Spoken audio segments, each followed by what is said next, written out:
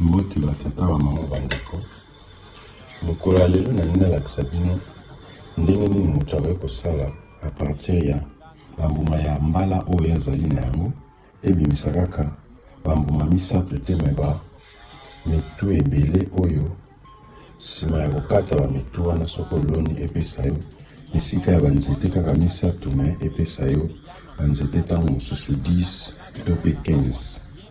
Donc nakozwa bambala na ngai oyo mpona kosala en sorte ke mbala oyo ezali kaka eloko te tozomonisa kaka motu lokola moko awa ebimisa mitu ebele awa oyo kokata nsima ya mikolo. Bazwaka bambala wana ozwi yango okotisa yango lokola na kati ya saki bo ntango otia yango na kati ya saki wana ozwi saki na yo lokola ezali saki ya papier boye ekosenga ngai nazwa elema ekoki kozala nzeta kombo ekoki kozala mwa tonga ekoki kozala mwa eloko nyonso okoki kozwa oyo kosala en sorte ke mopepe banokotaka na kati na lumière ekota te tona ozwa saki nanga oyo ya papier tobola wana mandusu nga na osala yango na fourchette ndenge ozomona wana tobola yango mandusu oyo esalaka mopepe ezokota bia lumière ekota mingi te toboli yango mpe na balusi ndenge nsima mpe na otobola mwa moke elokota mopepe ezala ya mingi te me mwa mopepe ekota mpo epola te bambala wana epola te na kati po soki epoli test ekufi soki epoli molungi eleki mingi epema te omona ekufa po eloko nyonso nzambe asali na mokili oyo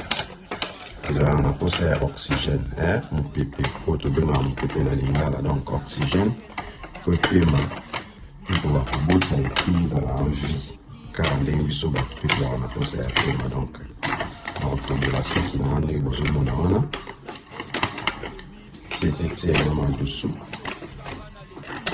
nsima ya kosala bamandusu ndenge nasali ya bozomona mandusu ezokotisa mopepe na kati atiango na tous les 4 coins. Mandusu ezali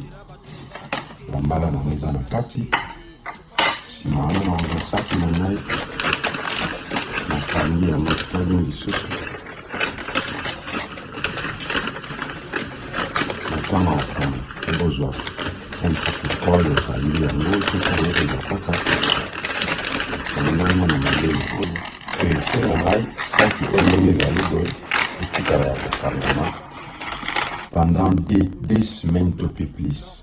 Donc nsima ya 2 semaines naoya susu na ofongola saki oyo kotala